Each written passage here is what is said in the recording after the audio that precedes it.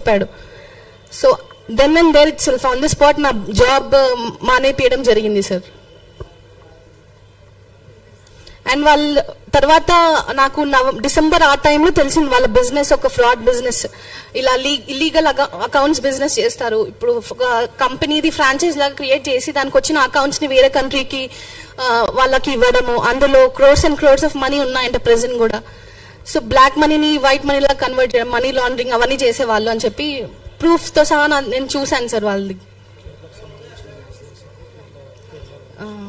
ఇది MSR tours and travels Natasha పేరు మీద చేస్తున్నానని చెప్పాడు సార్. అది దాని తర్వాత చూస్తే కేరళకి సంబంధించిన వాళ్ళ పేరు పైన ఉంది అది ఎంఎస్ఆర్ టూర్స్ అండ్ ట్రావెల్స్ అని చెప్పేది. అండ్ నన్ను వేరే వేరే కంట్రీ మోస్ట్లీ దుబాయ్ వాళ్ళతో కల్పించాడు, మాట్లాడిపివ్వడం జరిగింది సార్. దుబాయ్కి తీసుకెళ్తాం మనం వెళ్తాము అని చెప్పి ఫస్ట్ డిసెంబర్లో కుదరలేదు. యాక్చువల్గా డిసెంబర్లో కోలాపూర్లో అతన్ని ఫ్రెండ్ ఎవరో ఉంటారంట, అక్కడికి వెళ్ళామని ఆల్మోస్ట్ ఇంటి బయట వరకు వెళ్ళాము. కానీ మా మమ్మీ నువ్వు కంప్లైంట్ ఇస్తేనే మా కూతుర్ని తీసుకెళ్ళాలని చెప్తే తప్ప అతను ఎందుకు రాలేదు మళ్ళీ. అండ్ దుబాయ్కి వెళ్ళాలి మార్చ్లో అయినా తీసుకెళ్ళిపోతాను అని చెప్పడం జరిగింది సార్. నేను రిటర్న్ రావాలి ఎందుకు వచ్చానంటే హైదరాబాద్కి నా పాస్పోర్ట్ ఉంది ఇంట్లో, అది తీసుకోవడానికి కోసం రావడం జరిగింది. ఇక్కడికి వచ్చిన తర్వాత ఏం తెలిసిందంటే ఆల్రెడీ వాళ్ళ ఫ్యామిలీ వాళ్ళు కానీ వాళ్ళ ఫ్రెండ్స్ కానీ మా మమ్మీకి అంటే బెదిరిస్తున్నారు, ఇక్కడ ఉన్నారు వీళ్ళు, మీరే దాచిపెట్టారు కదా ఎందుకు తీసుకురావట్లేదు, మీరు అంటే మీ పరువు తీస్తాను అది ఇది అని చెప్పడం జరిగింది. ఆ రికార్డింగ్ కూడా ఉంది అనుకుంటా సార్ మా దగ్గర. మా మమ్మీకి ఫోన్ చేసి బెదిరించారు.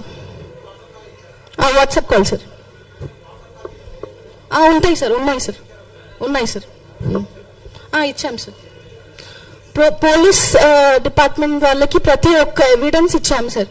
ప్రతి ఒక్కటి బిజినెస్ది కానీ మా పెళ్లిది కానీ వేరే అమ్మాయితో పెళ్లి చేసుకోవడం కానీ అవన్నీ ప్రతి ఒక్క ఎవిడెన్స్ వాళ్ళకి ఇవ్వడం జరిగింది. ఈ ఎవిడెన్స్ కూడా ఇవ్వడం జరిగింది. ఇది జస్ట్ నాకు తెలిసి ఒక 1% నా దగ్గర ఉన్న ఎవిడెన్స్ లో.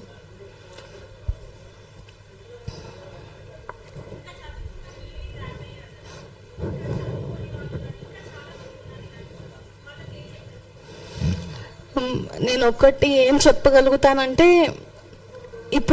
ఇప్పుడు వరకు జరిగింది ఇప్పుడు బయటికి వస్తున్నాయి. అండ్ ఫ్యూచర్లో ఏం జరగకుండా ఉండొద్దంటే ఫస్ట్ అతను డీటెయిల్స్ అంటే మనం ముందుగా కనుక్కోవాలి ఎవరు ఏంటిదని చెప్పి. అండ్ ఏదన్నా తప్పుగా అనిపిస్తే మన పోలీస్ డిపార్ట్మెంట్ వాళ్ళకి కానీ మేడం సార్ వాళ్ళకి కానీ ఎవరికైనా ఇన్ఫార్మ్ చేయడం కానీ. ఈ హిందూ అమ్మాయి అంటే మన హిందూస్ జోలికి అసలు రావద్దు అని చెప్పి నేను అలాంటి పనిష్మెంట్ వాళ్ళకి ఇవ్వాలని చెప్పి రిక్వెస్ట్ చేస్తున్నాను సార్.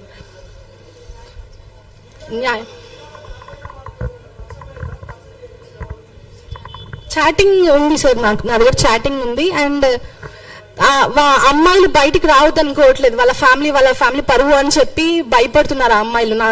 నా దగ్గర రికార్డింగ్ ఉందని చెప్పాను కదా సార్. ఆ అమ్మాయి తరఫు నుంచి వాళ్ళ అన్న మాట్లాడిన రికార్డింగ్ నా దగ్గర ఉంది. వాళ్ళు భయపడి బయటికి రాలేకపోతున్నారు అని చెప్పి అతను చెప్పారు సార్. ఆల్మోస్ట్ 30 lakhs వరకు తీసుకున్నారు సార్ మొత్తం కలిపి విత్ ల్యాండ్ ఎవ్రీథింగ్. అండ్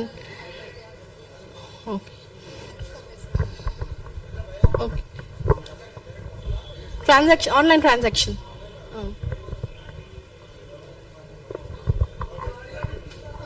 వినిపిస్తాను.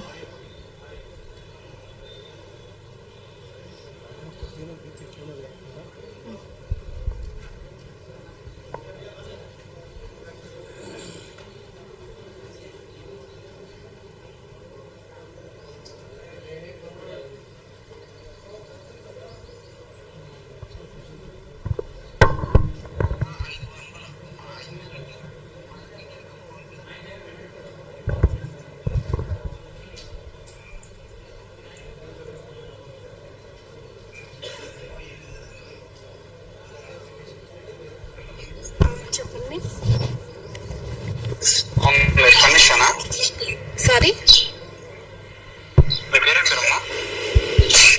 నా పేరు పక్కన పెట్టింది కానీ మీకు నా నంబర్ ఎవరు ఇచ్చారన్నా? నవాజ్ పెళ్ళాం ఇచ్చిందమ్మా.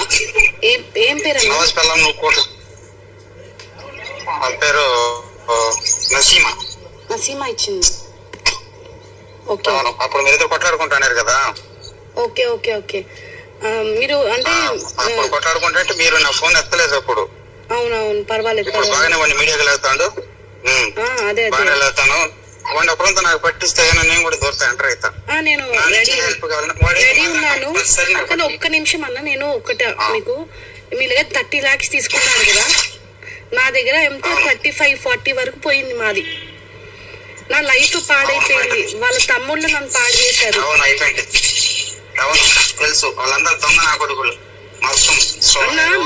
ఫస్ట్ వాడి పేరు తెలుసు, అందరి నంబర్ నా కాడ ఉన్నాయి. మీరున్నారు కదా అన్న, ఎవరు అదే నవాజ్ ఉన్నాడు కదా, వాడు ఆల్రెడీ రేణుకాని అమ్మాయిని పెళ్లి చేసుకున్నాడంట కదా అన్న. వాడు నిన్ను చేసుకునేది 5వ దానివో 8వ దానివో, నువ్వు 3వ దాని కూడా మీడియా ముందు చెప్తున్నాడు. తప్పు అది. నువ్వు 5వ దానివో 8వ దానివో. నువ్వు నా నుంచి హెల్ప్ కావాలని నేను లైవ్ ఇస్తా. నేను కూడా రెడీగా ఉన్నాను. ప్లీజ్ నాకు కొంచెం హెల్ప్ చేయండి అన్న. నాకు ఏంటంటే వాళ్ళందరూ నా మీద, ఈ రికార్డింగ్ లో మీరు విన్నారనుకుంటా, నేను 5వ దాన్నో 8వ దాన్నో కూడా కన్ఫర్మ్ గా తెలియదు అని చెప్పి. ఈ రికార్డింగ్ నేను మీకు పంపించమంటే నేను పంపిస్తాను. అది మీరు ఫర్దర్ గా మీరు మీ గ్రూప్ లో షేర్ చేసుకోవచ్చు అని చెప్పి. సారీ, మేమా హైదరాబాద్ కుకట్పల్లి.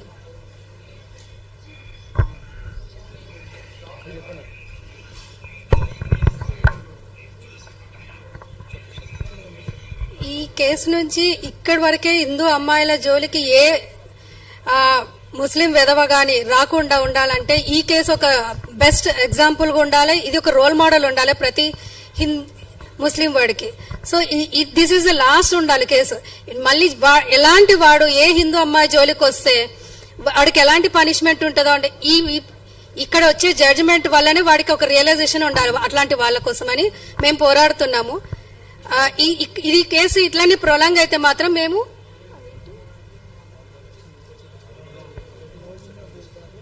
మహారాష్ట్రలో చట్టాలు వచ్చాయి కదా, అలాంటి చట్టం కూడా మన తెలంగాణలో రావాలని మేము గట్టిగా గవర్నమెంట్ ని రిక్వెస్ట్ చేస్తున్నాము. ఇది మళ్ళీ మళ్ళీ రిపీట్ అవ్వద్దు. మనం మళ్ళీ లవ్ జిహాద్ అనే పేరు మనం వినవద్దు. ఇది లాస్ట్ ఉండాలి.